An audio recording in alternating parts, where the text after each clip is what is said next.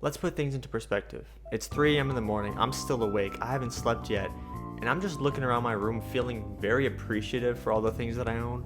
I start looking at my shelf and my eyes land on this. A Halo 3 Collector's Edition Master Chief helmet. Easily one of the coolest things I own. And I feel like collector's editions nowadays don't often grant you things of this magnitude anymore, and if they do, they typically cost 3 times the price that they would have back then. This honestly serves as a relic in time because while some people might just see this as a collector's item, it represents a time when games were something you owned, something you really waited in line for. This takes people back to when gaming releases felt like a whole event and not just a timer that counts down so you can finally preload your game. And that got me thinking, we didn't just lose physical media, we lost a lot of the culture surrounding gaming. To understand how we got here, we have to revisit what it used to be like when physical media was the standard. Back when discs or cartridges were the only option. Before the 2000s, there obviously weren't any games that were downloadable digitally because you had discs or cartridges. I mean, most consoles back then didn't even connect to the internet at that point. But picture what it was like buying a game back then. Going to the store, be it Walmart, Target, GameStop, seeing everyone else buying the same exact game as you, or even buying other games that had just released. Another dope version of this experience, if you had cool parents or were old enough, you were waiting in line for a midnight release. You were literally surrounded by people who are there for the exact same reason as you. You see the insane advertisements as you walk in, you get an insane pre-order bonus, whether it's by the company you bought from or by the game itself. And at this point, you've already made a handful of memories before you've even started playing the game. That was the norm back then. Because the experience didn't start once you hit play, it started the moment you decided to get the game. Once you've left the store, you've earned the satisfaction of ripping off the plastic wrap and actually looking at the game, whether it's the back of the case, which typically showed off all of the content that the game offered, which, by the way, games back then actually had all the content in it upon launch.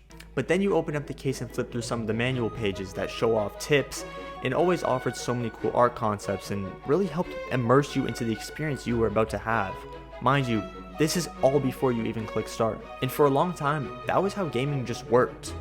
Physical bonuses felt natural because the entire experience was physical. But this was until consoles started to connect to the internet, and the digitalization of games quietly crept itself in. But it wasn't as simple as I'm saying, no, it definitely took some years for it to actually have an impact. I think where digitalization started to make any sort of waves was in the early to mid 2000s, when the original Xbox had a downloadable map pack for Halo 2, but you still needed the disc for this content to even work, of course. Being connected online also gave you access to demos and trailers or even some bug fixes. But at this very point, we were diving into that online play experience. Because Halo 2 releasing in 2004 was the real hard launch for online play where it had essentially become part of the identity of gaming. Now, once we got to the next generation of consoles with the 360, Wii, PS3, this is where we got the real birth of digital purchasing. The 360, I believe, was the first to do this with the Xbox Live Arcade, where you can actually buy and download full games, but they were typically smaller titles or retro games. Same with the Wii and PS3, where you can download some classics from previous consoles.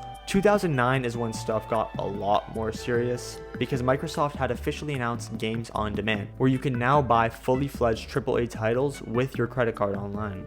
And of course, the other companies started to follow these exact steps as well, and this is where digital had started to become an actual considerable alternative over physical copies of games. Now, it didn't absolutely take off just yet because it was still a very new concept and consoles didn't have a lot of storage back then. Physical versions were way more convenient since the data from the game mostly read on the disc, so it barely used any console storage apart from the save files or updates. And when you remember that consoles back then launched with 20 or 60 gigabytes of storage, it's clear why physical media still dominated.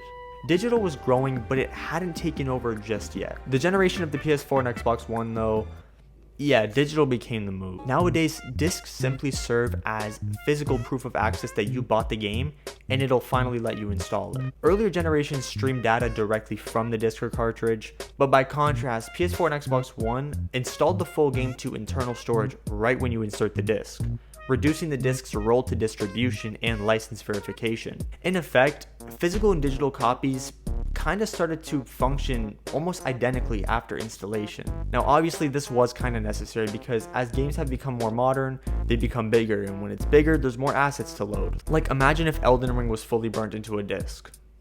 Good luck with that. But digital distribution didn't just change things for players, it also changed things a lot for developers. Games can now be updated after release, bugs could be fixed, balance changes could be made, and new content could be added after launch, which on paper sounds like a great thing. And this shift started to raise a new question for a lot of players. Is the game I'm buying even mine? One of the clearest examples of this is Overwatch 1. When Blizzard released Overwatch 2, the original game didn't just become outdated, it was completely replaced. Even if you own the original Overwatch disc, if you put it in your console, it simply prompts you to install the new version of Overwatch, which means that physical copy is basically a paperweight. And we're even seeing similar ideas creep into newer hardware too. I mean, even with the Switch 2, cartridges reportedly function more like download keys than traditional cartridges, meaning once you install the game, the cartridge itself barely matters anymore. Now I know that's not the case for every Switch 2 game, but there are some physical versions that simply serve as a download key, which is ridiculous to me. And once these games stop being big physical products, they stop becoming things you actually own. But I'm not really sure where we're going with these physical download keys. That's kind of something we're going to have to see how it evolves over time. Point is, a digital purchase is rather closer to being a license. A physical version is something you own. That is a piece of plastic that you bought and now belongs to you. It can sit on your shelf, it can be opened, it can be borrowed by friends, it can be sold if times get tough, or it can just serve as a souvenir for an amazing or memorable period in your life. That relationship doesn't really exist with digital games. Digital storefronts delist games all the time. Server shutdowns are another huge one, and unlike physical copies, there's zero resale value. Now sometimes when companies do shut down, they reimburse players, and that's great. But if you don't get reimbursed and you're well outside the refund window, your money is simply gone. And this isn't even solely about gaming. Convenience will always win, unfortunately. Think about the last decade. Streaming services replaced DVDs and cable television, movies are watched digitally, and even groceries started being ordered from an app. And while this shift was already happening, of course the events in 2020 did further accelerate it, so it does kind of make sense that gaming would follow the exact same path. And slowly, it started to affect much more than ownership.